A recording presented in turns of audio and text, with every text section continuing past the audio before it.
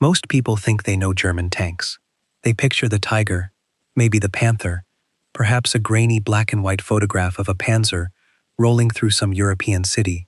But almost nobody knows the full story. Not really, because the real history of German armor in World War II is not just a list of machines.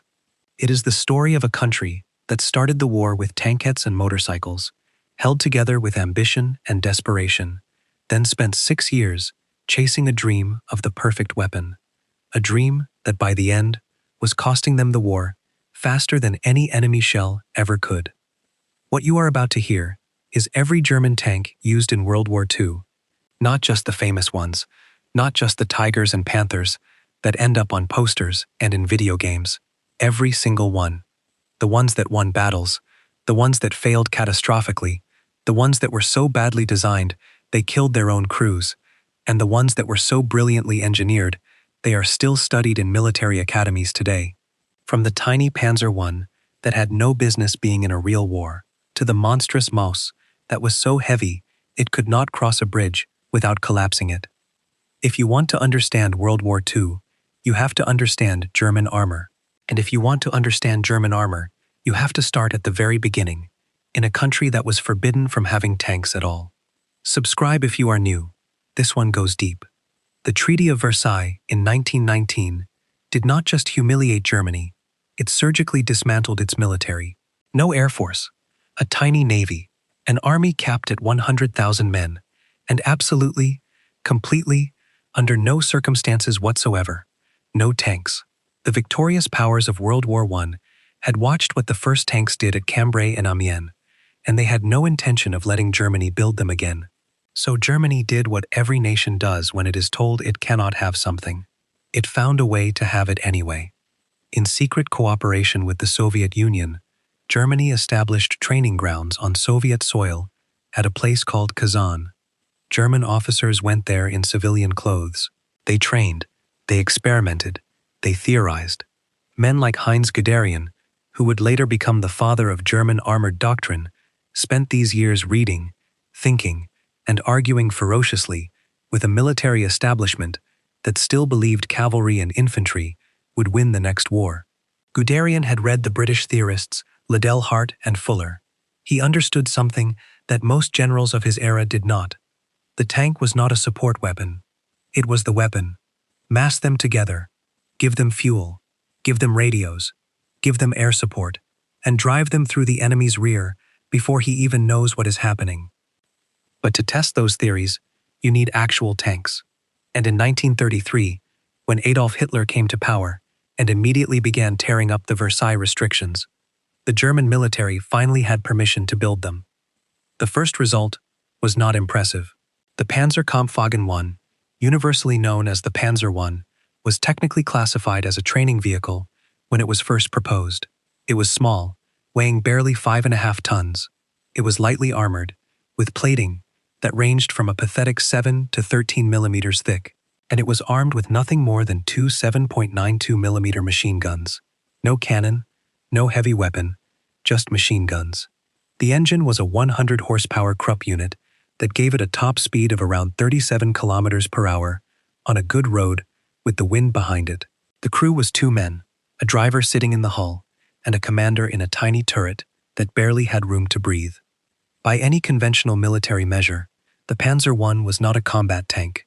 It was a training tank that got pushed into combat by the schedule of history. Hitler's ambitions moved faster than German industry could follow. When the Spanish Civil War began in 1936, and Germany sent the Condor Legion to support Franco, they brought Panzer Is with them. The results were immediately educational, and not in a good way. Spanish Republican forces had Soviet-supplied T-26 tanks, and the T-26 had a 45mm cannon. Against a Panzer I, with its machine guns and paper-thin armor, the T-26 was essentially a predator hunting prey that could not fight back. German Panzer Is were knocked out repeatedly. Their machine guns could not penetrate armor. Their own armor could not stop rifle fire at close range. The whole experience should have been a reason to pause. Instead, it was treated as a reason to develop better tanks faster, which is exactly what happened. Before that better tank arrived in meaningful numbers, though, Germany produced an intermediate step. The Panzerkampfwagen II. The Panzer II was a step up from its predecessor in almost every way, though that bar was not set particularly high. It weighed around 10 tons, depending on the variant. Its armor reached up to 35 millimeters on the front in some versions, and crucially, it had a proper gun, a 20 millimeter automatic cannon, the KWK-30 or later KWK-38, capable of firing several hundred rounds per minute. This gun could not penetrate the armor of most enemy tanks at standard combat ranges, but it could tear apart lightly armored vehicles, trucks, anti-tank gun crews, and infantry in the open. It was a real weapon. Not a great one, but a real one. The Panzer II came in a bewildering array of variants across its production life. The Ausführung A, B, and C models were the early versions, progressively improving armor and suspension. The Ausführung F introduced thicker frontal armor. The Ausführung L, nicknamed the Lux, meaning lynx, was a radically different reconnaissance vehicle, faster, more agile, with a wider track and a more powerful engine.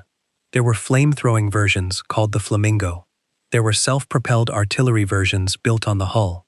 There were bridge-delaying versions.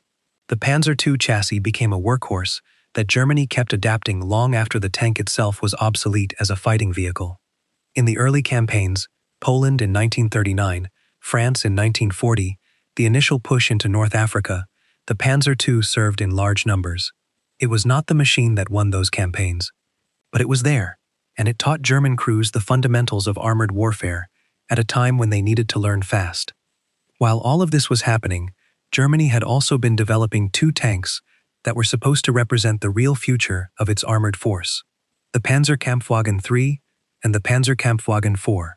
These two vehicles, conceived in the mid-1930s, were designed to complement each other. The Panzer III would be the tank killer, armed with a high-velocity anti-armor gun. The Panzer IV would be the infantry support vehicle, armed with a short-barreled howitzer for knocking out gun emplacements and fortified positions. This division of labor made a certain logic at the time. It would later prove to be almost exactly backwards from what was actually needed. The Panzer III started life with a 37 millimeter gun, the same weapon that equipped most of Germany's anti-tank infantry. This was a reasonable choice in 1935. By 1940, it was already showing its age against the armor of French Char B-1 tanks and British Matildas. Germany responded by upgunning. Later, Panzer IIIs received a 50 millimeter gun, first the short L-42 version, then the longer and more powerful L-60. With the long 50 millimeter, the Panzer III could hold its own against most enemies it encountered in 1941. When Germany invaded the Soviet Union and met the T-34 for the first time, that changed everything. The T-34 was a shock that Germany never fully recovered from psychologically. It had sloped armor that made incoming rounds ricochet. It had a diesel engine that was less prone to fire than German petrol engines. It had wide tracks that handled mud and snow far better than German tanks, and it had a 76 millimeter gun that could penetrate a Panzer III from distances at which the German tank could not effectively reply. Encountering the T-34 for the first time, German tank crews reported that their rounds were bouncing off, that their most reliable kill shot, aimed at the side or rear, required getting dangerously close, that a tank they had never heard of was killing their comrades with apparent ease. The Panzer III continued to be improved. An attempt was made to fit it with a 75 millimeter gun, but the turret ring was too narrow to accommodate a proper high-velocity version. The tank had essentially reached the end of its development potential. By 1943, it was being phased out of frontline service, but it had carried German armored forces through some of their greatest victories: France, the Balkans, North Africa, and the opening campaigns in the Soviet Union. Over 5,000 were built across all variants. It was, for a critical period, the backbone of the Panzerwaffe. The Panzer IV had a longer and arguably more important story. Conceived as an infantry support tank, it started with a short-barreled 75 millimeter howitzer, the KAK-37L24. This weapon fired shells at relatively low velocity and was perfect for destroying field fortifications, machine gun nests, and soft-skinned vehicles. Against enemy tanks, it was less effective, though its high explosive shells could still blind or damage vehicles and kill crews through concussion and shrapnel. In its early versions, the Panzer IV was a competent but unremarkable vehicle. Then came the Eastern Front and the encounter with the T-34. Germany responded with one of the most consequential upgrades in tank history. Engineers took the Panzer IV and fitted it with the long-barreled K-Pio K-40 L-43 and later L-48 gun. This 75mm high-velocity weapon completely transformed the vehicle. Suddenly, the Panzer IV could penetrate T-34 armor at realistic combat ranges. It could knock out virtually any tank the Soviets fielded in 1942 and 1943, except at extreme range or against upgraded versions. The vehicle that was designed to support infantry became the primary tank killer in the German order of battle. The Panzer IV went through more variants than almost any other German tank. Ausführung A through J, each with improvements to armor, engine, vision devices, and armament. The later models received side skirts, called Schürzen, thin steel plates fitted around the hull and turret to pre-detonate shaped charge projectiles. They were attacked by infantry with anti-tank rifles, hollow charge grenades, and magnetic mines, and the skirts gave some protection against all of these. Over 8,500 Panzer IVs were built, making it the most produced German tank of the war. It served on every front, in every theater, from the sands of Libya to the frozen steppes of Russia to the hedgerows of Normandy. Some were still fighting, in 1945, with crews who knew they were holding back a tide that could not be stopped. Now, Germany also acquired tanks from countries it conquered, and these captured machines played a significant role, especially in the early and middle periods of the war. When Germany overran Czechoslovakia in 1939, it inherited a Czech military that had actually built some quite capable armored vehicles. The most important of these were the LTVZ-35 and the LTVZ-38. The LTVZ-35, which Germany designated the Panzerkampfwagen 35T, the T standing for Czechisch, meaning Czech, was a reasonably modern light tank weighing around 10 tons. It had a 37mm gun and armor, up to 25mm thick. It was not without problems. Its pneumatic control system was complex and prone to failure in cold weather, which became a serious issue during the winter of 1941 in the Soviet Union. But for the campaigns of 1939 and 1940, it was a serviceable vehicle. Over 200 were used by German forces. The LTVZ-38, designated by Germany as the Panzerkampfwagen 38T, was actually superior to its predecessor in almost every respect. It was faster, more reliable, better armed. The 37mm gun was effective against the light tanks of the early war period. Its suspension, a leaf spring design, was smooth and reliable. Its armor was reasonable for its size. Czech manufacturing quality meant these tanks were generally well built with tight tolerances and good finish. Germany used over 1,400 of them in frontline service. The 38T served in Poland, in France, in Yugoslavia, and in the opening phase of Barbarossa in the Soviet Union. Like the Panzer II, it was quickly made obsolete by the T-34 and was withdrawn from frontline tank service. But its chassis, like the Panzer II, became a foundation for a whole family of self-propelled guns and tank destroyers, most famously the Marder series, and later the superb Hetzer tank destroyer, which we will return to. Germany also captured large numbers of French tanks when France fell in 1940. The French military had possessed some formidable armor. The Char B1 bis was a heavy tank with 75mm hull gun, 47mm turret gun, and armor up to 60mm thick. Against early German weapons, it was essentially impervious from the front. German anti-tank guns had enormous difficulty penetrating it. There are documented cases of single Char B1 tanks driving through German formations, absorbing dozens of hits, and continuing to fight. The problem for France was not the quality of individual tanks, but how they were used. Dispersed in small units in support of infantry, they could not concentrate their strength. Germany captured hundreds of French tanks when France capitulated.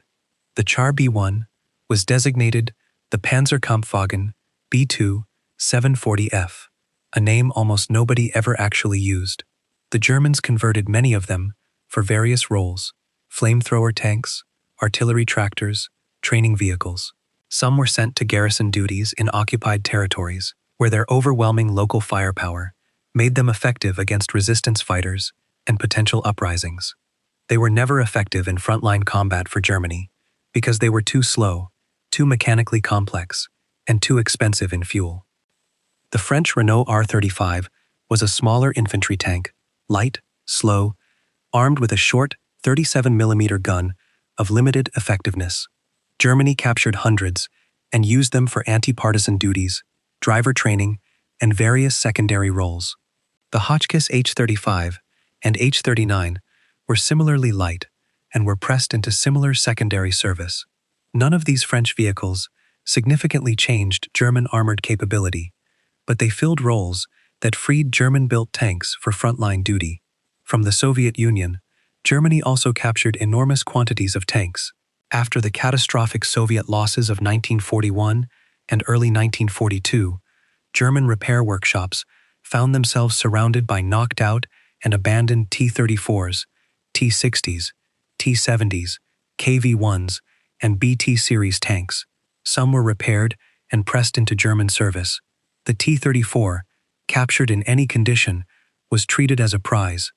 German units that operated captured T-34s had to paint large crosses on them and sometimes white identification stripes to prevent friendly fire from their own anti-tank guns, which knew exactly what a T-34 silhouette looked like and would shoot at it without asking questions. The KV-1 was a Soviet heavy tank that had caused Germany even more problems than the T-34 in 1941.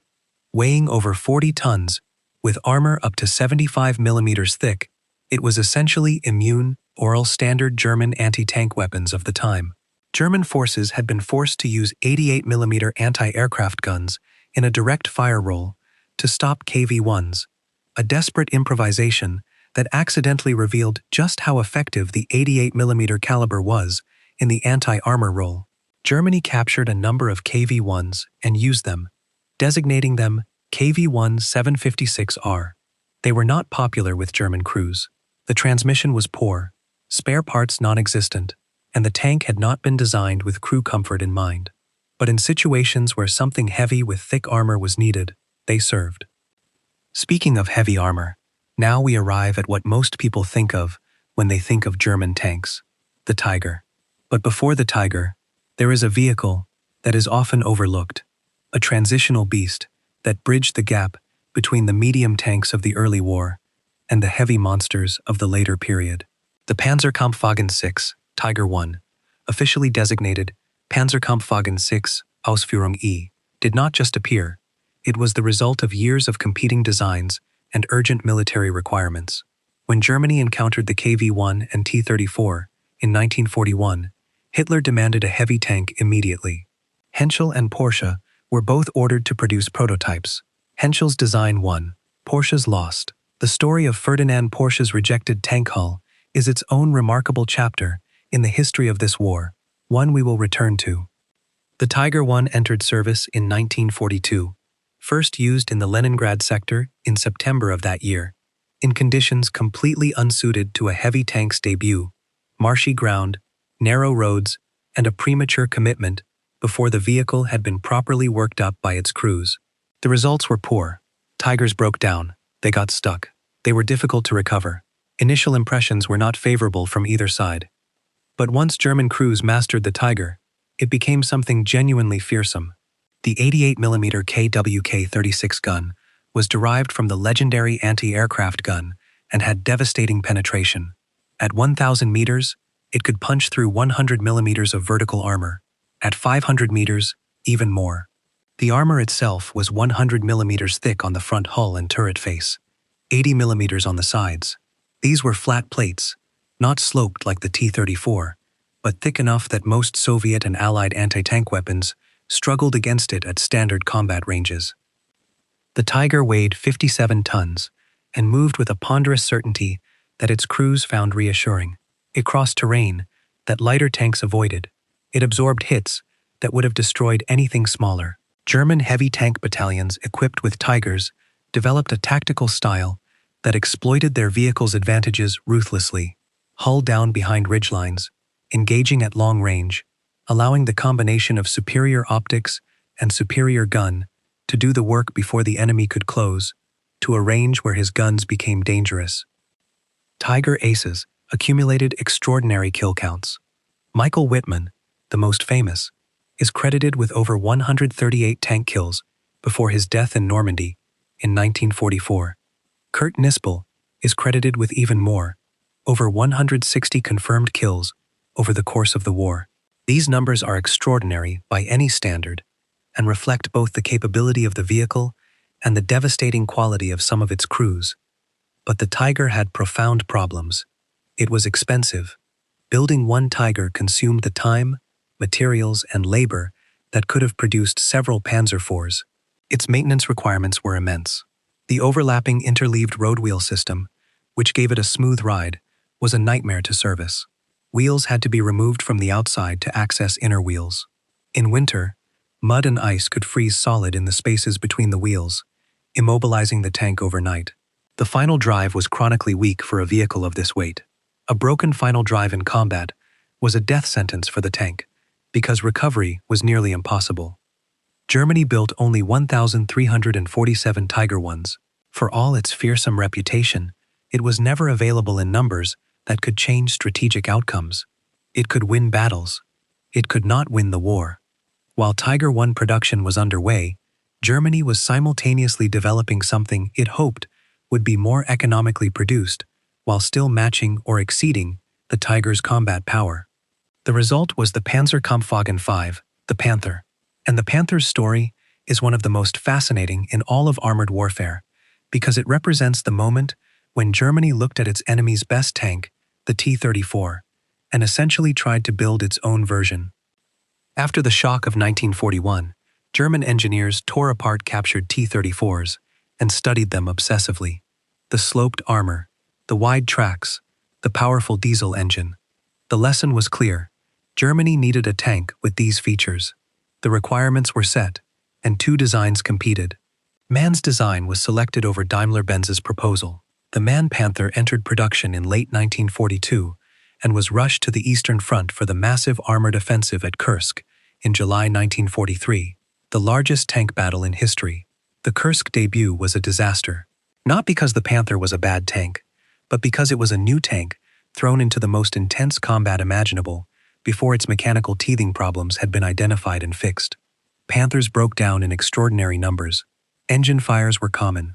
The final drive, always a weakness in German heavy and medium tanks, failed repeatedly.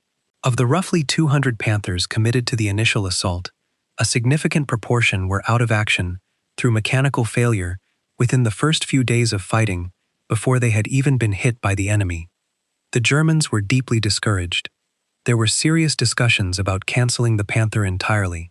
Those discussions did not prevail, and it turned out to be the right decision. Over the following months, German engineers worked through the mechanical problems systematically. Engine cooling was improved. The final drive was redesigned and strengthened. Crew training was improved. By late 1943 and into 1944, the Panther was a profoundly different proposition. The mature Panther was arguably the finest tank of the Second World War by a combination of criteria. Its 7.5-centimeter KWK 42L70 gun was extraordinarily powerful, superior in penetration to the Tiger I's 88mm at most combat ranges. This seems counterintuitive given the smaller caliber, but the extremely long barrel and powerful propellant gave it a muzzle velocity of 925 meters per second, compared to the Tiger's 773. The penetration figures were remarkable. At 1,000 meters against vertical armor, the Panther's gun could defeat approximately 140 millimeters. This meant it could kill virtually any Allied tank at ranges where it itself could not be penetrated from the front. The sloped armor was another decisive advantage.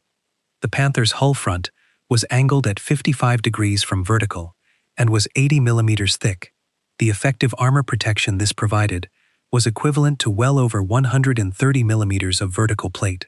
Soviet 76mm guns, the same weapon that had caused such problems in the T-34, could not reliably penetrate this from the front at standard combat ranges.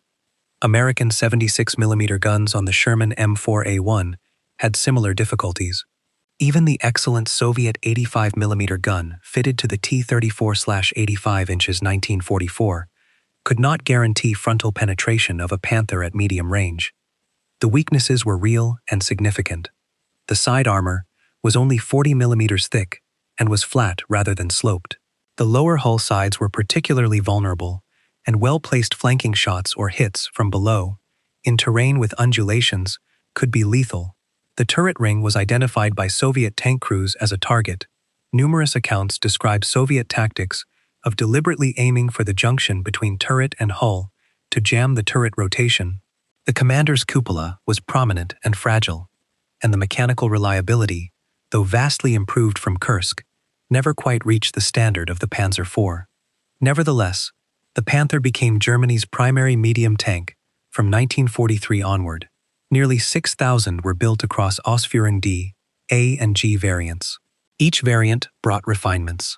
The Ausführung G, introduced in 1944, had improved hull ventilation, a better commander's cupola, and various other incremental improvements. There was also the Panther II, a proposed successor with even thicker armor, but it never entered mass production.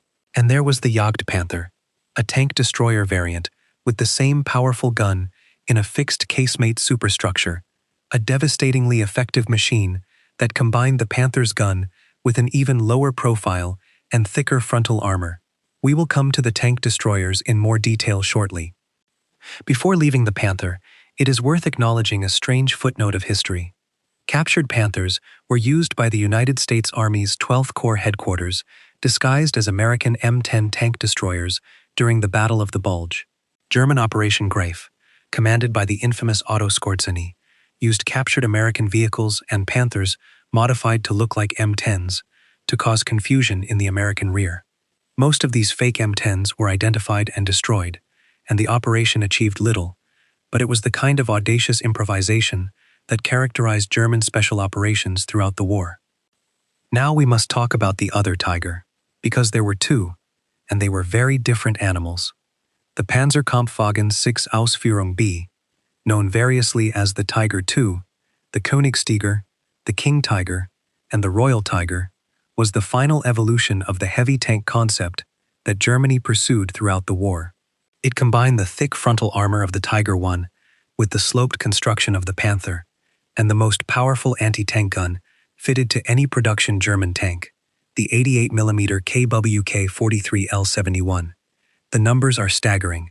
The King Tiger's frontal hull armor was 150mm thick and angled at 50 degrees. The effective protection this provided was essentially immune to every standard Allied and Soviet anti-tank weapon of the period at normal combat ranges. The Soviets' 100mm gun on the Su-100 tank destroyer could penetrate it under optimal conditions at close range. The British 17-pounder could do it with the best ammunition, but for most vehicles on both sides, the King Tiger's front was simply impenetrable in normal combat. The gun was even more formidable than the Tiger I's weapon. At 1,000 meters, the KK-43 could penetrate 185mm of vertical armor. There was no Allied or Soviet tank in service that could survive a hit from this weapon at any combat range while presenting any surface to the gun. A King Tiger in a good defensive position, with clear fields of fire, was a problem that required indirect artillery, air power, or flanking to solve. But the King Tiger weighed 68 tons. This was not a number that German engineers were proud of. It was a number that caused constant logistical nightmares. Most European bridges could not support it. In the final drive toward Berlin, in 1945, King Tigers were frequently abandoned when they ran out of fuel because they consumed petrol at a rate that strained already broken German supply lines. Their maintenance requirements were extreme. The Maybach HL-230 engine, which also powered the Panther, was not designed for the additional weight of the King Tiger and was under considerable stress. Transmission and final drive failures were common. Germany built 490 King Tigers between 1944 and 1945. They saw action on both fronts. In the Ardennes offensive, They were part of the armored spearhead. In Hungary, in early 1945, they fought in Operation Frühlingserwachen, the last major German armored offensive of the war. On the Eastern Front, individual King Tigers, with skilled crews, destroyed Soviet armored units at ranges that left the Soviets struggling to understand what was killing them. They did not change the course of the war. By the time they appeared in meaningful numbers, the strategic situation was beyond redemption, but they left an impression on everyone who encountered them that lasted for the rest of those soldiers' lives. Now we come to a category of German armored fighting vehicles that is often underappreciated, but was absolutely central to how the German military actually fought. The tank destroyers.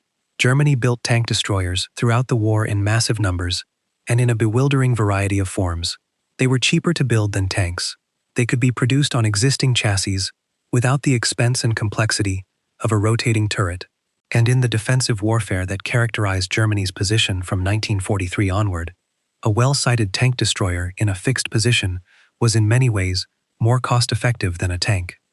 The earliest German tank destroyers were desperate improvisations. When the Soviet T-34 and KV-1 appeared in 1941 and existing German weapons could not stop them, German engineers did what engineers in wartime always do. They grabbed whatever they had and bolted it together. The Panzerjäger 1 took the chassis of the Panzer 1, removed the turret, and fitted a Czech 47mm anti-tank gun on an open-topped mount. It was not elegant. The crew sat in the open, exposed to fire from almost any direction. The hull armor was still the Panzer 1's original thin plate, but it had a gun that could penetrate T-34 armor under the right conditions, and it was faster and more maneuverable than towed anti-tank guns. The Marder series took this concept further. 3 versions were produced, all using the same basic principle of mounting a powerful anti-tank gun on a light or medium tank chassis in an open-topped superstructure. The Marder 1 used French Lorraine artillery tractor chassis. The Marder 2 used the Panzer II chassis. The Marder 3 used the Czech 38-2 chassis. All were armed with either the captured Soviet 76.2mm gun, an outstanding weapon that Germany used extensively, or the German 75mm PaK-40. These were stopgap weapons, ugly and vulnerable, but they could kill T-34s at useful ranges, and they could be built quickly. The Nashorn, meaning rhinoceros, represented the next step. Built on the Panzer IV chassis, it mounted the 8.8cm PaK-43 in an open-topped superstructure. This gun was the most powerful anti-tank weapon Germany fielded in large numbers and could destroy any Allied or Soviet tank at any combat range. 593 were built. They were effective, but fragile in close combat due to their thin armor and exposed crew. The Marder and Nashorn vehicles were all open-topped. The crew was partially protected from artillery fragments by their superstructure walls, but was completely exposed from above and from the rear. Rain, wind, snow, and low-flying aircraft were all constant dangers. Germany recognized this as a serious problem and worked toward vehicles with fully enclosed superstructures. The result was a series of much more capable tank destroyers with fully enclosed armored casemates. The most numerous was the Jagdpanzer IV. Using the Panzer IV chassis, it had a low silhouette, a fully enclosed superstructure, and either the L-43 or later L-70 version of the 75mm gun. The L-70 version in particular was a formidable weapon with exceptional penetration. Over 2,000 Jagdpanzer IVs were built. They were popular with their crews, reliable, low enough to be hard to spot, and armed well enough to handle most threats. The Hetzer, based on the Czech 38T chassis, was one of the war's success stories. Small, low, fast enough, well-sloped armor for its weight class, armed with the 75mm PaK-39 L-48. It was cheap, reliable, and nasty in defensive positions. Over 2,300 were built between 1944 and the war's end, making it one of the most produced German armored vehicles of the late war. Czech factory workers assembling these vehicles reportedly sabotaged them in small ways throughout production, but many still reached the front and fought effectively. The Sturmgeschütz 3, the Stuge 3, deserves special attention because it defies easy categorization and because it was, by the final accounting, the most numerous German armored fighting vehicle of the entire war. Over 10,000 were built, more than any tank Germany produced. The Stooge 3 began life as a pure infantry support weapon, a turretless assault gun using the Panzer III chassis with a short 75mm howitzer for direct fire support. It was not designed to fight tanks. It was designed to destroy bunkers, gun positions, and fortified buildings. When the anti-tank crisis arrived in 1941 and 1942, Germany rearmed the Stooge 3 with the long 75mm gun, converting it into a formidable tank destroyer. German Stooge crews are credited with destroying more enemy tanks than any other German armored vehicle type. This is partly because there were so many of them, but also because the Stooge 3 was genuinely well suited to tank hunting. Low silhouette, hard to see, hard to hit, armed with a gun that could kill any tank at normal combat ranges. Used aggressively in ambush and defensive positions by experienced crews, it was devastating. The Stooge 4 was a similar vehicle, using the Panzer IV chassis rather than the Panzer III, created when Panzer III production was terminated. It looked nearly identical and performed comparably. Then there were the truly heavy tank destroyers. The Elephant, originally known as the Ferdinand, was born from Ferdinand Porsche's failure. When Porsche lost the Tiger production contract to Henschel, he already had 90 completed hulls sitting in his factory. These were rebuilt as heavy tank destroyers, fitted with an 8.8cm POC 43 gun in a massive fixed superstructure with 100mm frontal armor.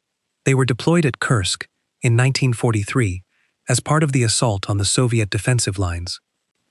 The Elephant's gun was devastating. At any range it could engage, it could destroy any Soviet tank with certainty. But the vehicles had a catastrophic weakness. They had no hull machine gun, none. They could not defend themselves against infantry at close range. Soviet anti-tank infantry swarmed around them at Kursk, placed demolition charges under them, jammed grenades into their tracks, and destroyed them in numbers that shocked German commanders.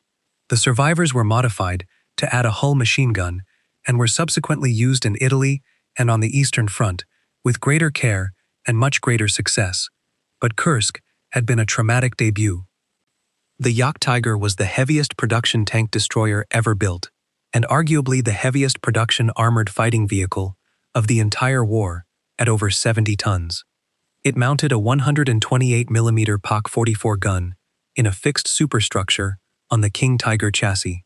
This weapon was so powerful that there was literally nothing the Allies or Soviets fielded that it could not destroy at any realistic combat range. Nothing. The gun could penetrate 230mm of vertical armor at 1,000 meters.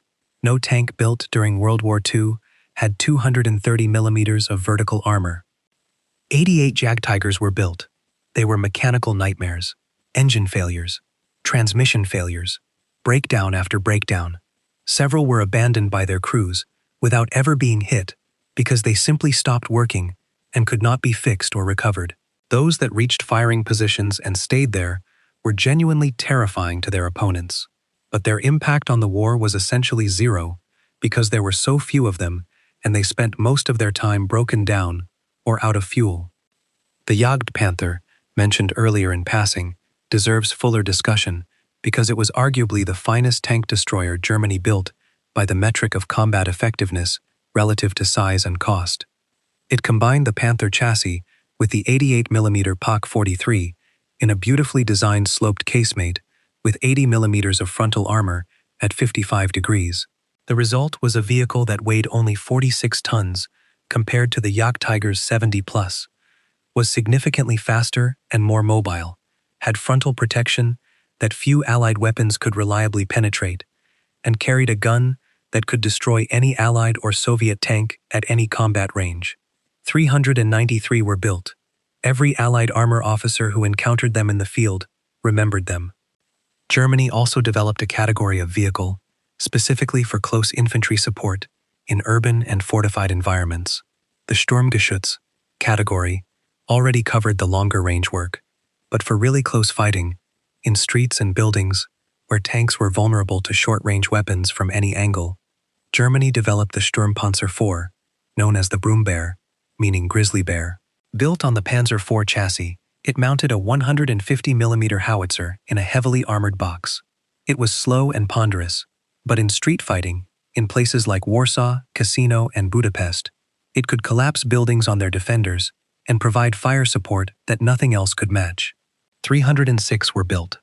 The Sturmtiger was an even more extreme version of this concept. Built on the Tiger I chassis, it mounted a 380mm rocket projector, originally designed for clearing naval mines. The weapon fired a 345-kilogram rocket-propelled shell that could collapse the most heavily reinforced structure. The blast radius was enormous. It was used in the Warsaw Uprising of 1944, where its presence was psychologically as devastating as its physical effects. Only 18 were built, and their practical utility was limited by the weapon's very short range and extremely slow rate of fire, but as a siege weapon in urban combat, nothing else approached it. Germany also produced vehicles specifically for reconnaissance. The Lux has already been mentioned as a Panzer II variant, but there were also wheeled armored vehicles that served alongside tracked ones throughout the war. The SDKFZ 231 and 232 series of 8-wheeled armored cars were fast, well-armed for their class, and highly capable on roads. They were used extensively in the reconnaissance battalions of panzer divisions, probing ahead of the main advance, identifying enemy positions, and reporting back. The SDKFZ 234 series, developed later in the war, included the formidable Puma variant, with a 50mm gun and excellent cross-country performance for a wheeled vehicle. There was also the SDKFZ 222 and 221, lighter 4-wheeled armored cars used for close reconnaissance, and the SDKFZ 250 and 251 half-track series, which, while not tanks, carried infantry alongside tanks and contributed enormously to the combined arms effectiveness of German panzer divisions. Now we must address the self-propelled artillery, because Germany used this category extensively, and it overlaps with the tank destroyer story in important ways. The Wespe, meaning Wasp, put a 105mm light field howitzer on a Panzer II chassis. It was the standard self-propelled howitzer of Panzer Division artillery from 1943 onward. Over 600 were built. The Hummel, meaning Bumblebee, put a 150mm heavy field howitzer on a combined Panzer III and IV chassis, a hybrid, often called the Geschützwagen. 714 were built. These vehicles gave panzer divisions their own integral heavy artillery that could keep up with the advance and provide fire support without waiting for the slower horse-drawn guns of conventional artillery. The Karl Gerät and Schwerer Gustav were technically artillery pieces rather than tanks, but they deserve brief mention as examples of Germany's extraordinary and ultimately counterproductive love of gigantic weapons. The Karl Gerät was a self-propelled siege mortar of 600mm caliber. It fired shells of